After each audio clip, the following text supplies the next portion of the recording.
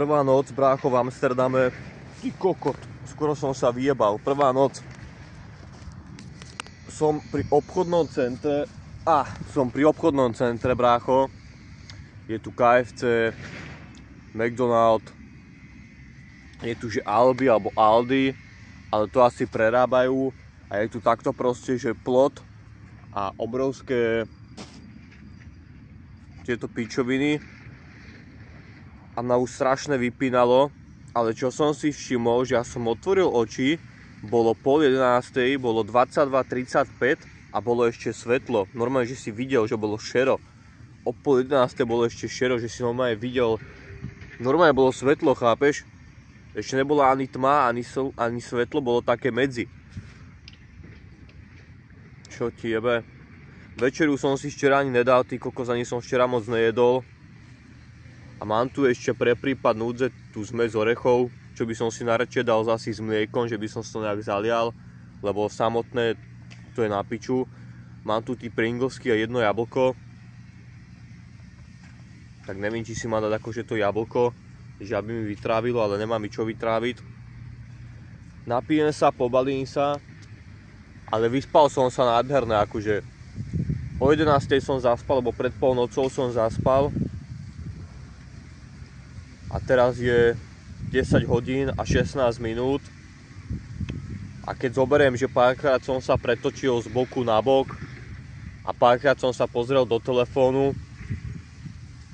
tak 8 hodín som spal minimálne 8 hodín som spal. Ale bomba, akože nepršalo, nefúkalo. Nádherné som vyspatý. Ja som včera chcel ísť silou mocou do nejakého penziónu. A tam by som proste zaplatil za všetky peniaze, čo mám. A takto som aspoň ušetril. Však včera mi dal Čavo 5 €, čo ma sem doniesol autom. Ja som si kúpil Kinder Bueno. Kúpil som si Fantu, nejakú exotickú. A platil som 4,80 na pumpe. Na pumpe 4,80 za Kinder Bueno a za pol-litrovú Fantu. Či ti jebe? To je neskutočné. A teraz mám pri sebe 40 € a som nádherne vyspatý. Takže sa napijem vody, vyščím sa, pobalím sa. Kľudne by som mohol zjesť tie orechy a zjesť to s tým jablkom alebo tak, ale to si nechám asi pre prípad núdze. Napíšem do telefónu cez Google prekladať, že dobrý deň, volám sa Peter, mám 24 rokov. Na Slovensku nemám prácu, rodinu, priateľov nemám nič. Prišiel som peši a stopom zo Slovenska sem do Holandska, konkrétne do Amsterdamu, trvalo mi to plus minus mesiac a hľadám si tú prácu a brigádu. Budem tu proste umývať záchody, budem, ja neviem, vynášať smeti, je mi to úplne jedno, budem sa proste snažiť robiť na 100%, potrebujem si zarobiť nejaké peniaze. Viete mi nejak pomôcť, alebo viete mi poradiť, kde by zháňali teraz brigádnikov, alebo proste chápeš. Je tu McDonald's, aj Burger King, aj takto. Takže uvidím, či si pôjdem dať niečo na raňajky tam. Uvidíme, no. Ja by som si najradšej kúpil normálne celé cigarety, kde ich je 25 kusov, 26. Ale ak mal ten Čavo pravdu a 26 kusov tu stojí 18 € alebo 20 €, tak to fakt nedám. To mám piči. Bráško, takže tuto som spal.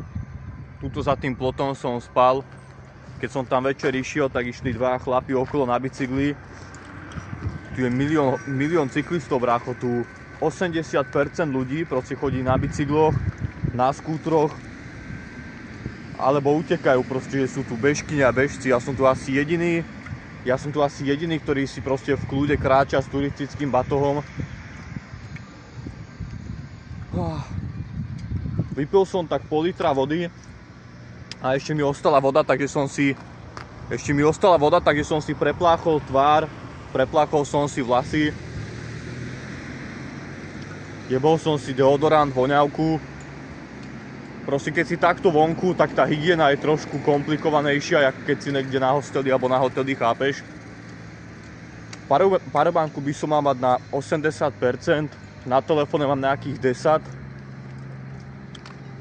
A ja som sa včera večer bol pýtať v KFCčku a v McDonalde, že či mi nedajú jedlo, že nemám peniaze. Ja som mal peniaze, ale aj tak som sa pýtal, že či nemajú jedlo.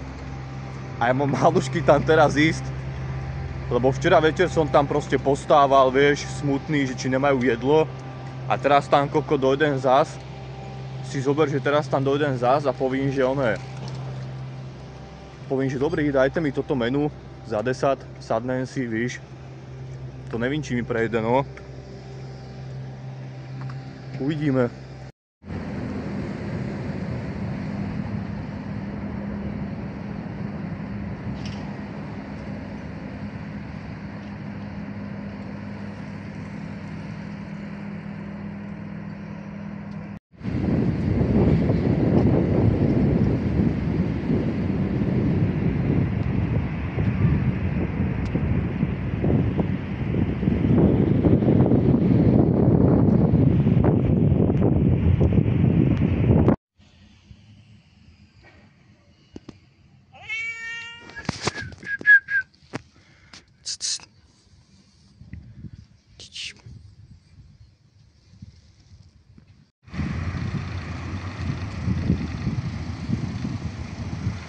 Tu máš napísané, že ostan Purmermes Amsterdam, nevím čítať, brácho, po nemecky.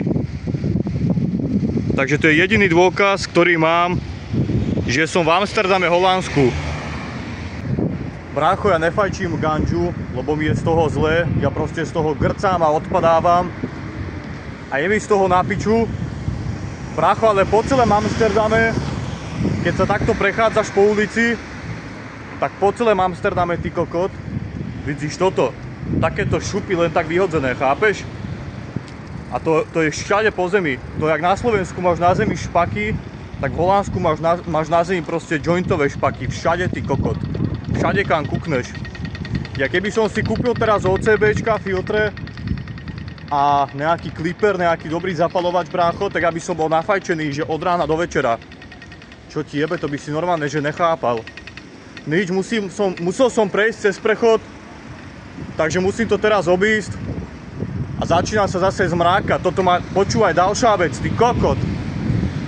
Ak nemáš rád, alebo ne, že nemáš rád, ak tá vytáča a vyslovene si nasraný, keď je prudká zmena počasia, tak na Holandsko sa rovno môžeš vyjebať.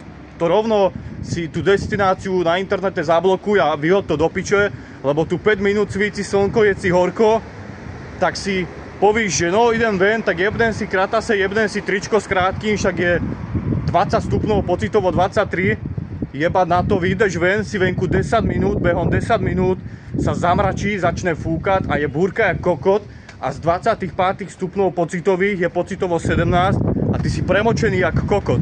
Tak utečeš domov, alebo utečeš na hotel a povíš si, že idem sa prezliecť, že jebnem si tričko s dlhým rukávom, jebnem si teplákovú súpravu, nejakú šiltovku alebo mikinu z kapucu a vyjdem ven, však mám piči, nech prší, však mám proste teplákovú súpravu, kapucu na hlave, slúchadla, môže pršať koľko chce, ne? Vyjdeš ven, ty kokot, a za 10 minút žiadne oblaky, čistá obloha, svíci slnko a je si horko jak kokot a normálne si musíš vytahovať tepláky až po kolená a dá si do piče mikinu a normálne si utíraš čelo z tú mikinu, aj keď si je horko. A toto je, že non-stop. Ja už keď som bol na začiatku Holandska, tak som mal na to nervy jak kokot a tu je normálne, že to tu je všade tak, všade, hej. Čo ti jebe? Ale hovorím, ja už som bol pozvaný, už dvakrát sa mi vlastne stalo na tejto ceste, že ma pozvali k sebe domov a normálne som sa osprchoval, najedol, dal som si raňajky, zapojil som si telefón, víš čo myslím, úplne, že bomba jak kokot. A to sa mi stalo vlastne v Rakúsku, alebo respektíve v Nemecku, ale to bolo fakt pár desiatok kilometrov od Rakúska, taká malá dedinka v Nemecku, kde prakticky nič nebolo. A potom sa mi to vlastne stalo tuto v Nemecku. A počkaj, to už bolo Holandsko, ty kokot? To už bolo Holandsko, ty kokot, lebo však ja som bol za tým mestom Eindhoven. Takže v Nemecku sa mi to stalo, že som bol pozvaný domov a normálne som sa dal dokopy zadarmo. A v Holandsku sa mi to stalo, čo je úplná halus. Ale ešte jednu vec, čo chcem povedať, že ja keby som si tu našiel robotu, tak ja verím tomu, že by som tu mal tak 12 až 15 eur na hodinu. Minimálne. Lebo tu keď si všimnem, jak tu vyzerajú všetky rodinné domy, všetky byty, všetky autá, tak čo ti jebe, tu nenájdeš na ulici proste auto, ktoré stojí menej jak 30 000 eur. Proste nenájdeš. Máš tu samozrejme výnimky, že vidíš autá, ktoré sú staré a rozjebané, ale tam väčšinou sedia starí ľudia, ktorí ešte priplávali z Titaniku. Víš čo myslím? Takže nič brácho, vidíme sa na pumpe.